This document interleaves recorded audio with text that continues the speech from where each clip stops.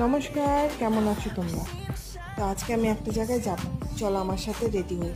আমি মেকআপটা অলরেডি করে রেখেছি, তো এর জন্য আমি ব্লু জিন্স অ্যান্ড ব্ল্যাক টপটা পরবো।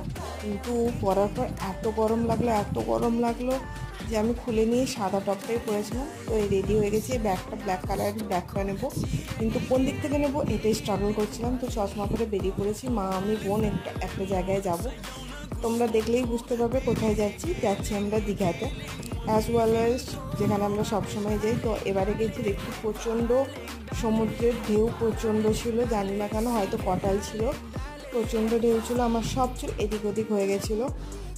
তারপর একটু সমুদ্রের পাড়ে বসে চা খাচ্ছিলাম, চা খাওয়ার পর একটু সন্ধ্যের সময় মশলা মুড়ি কিনে খেয়েছিলাম।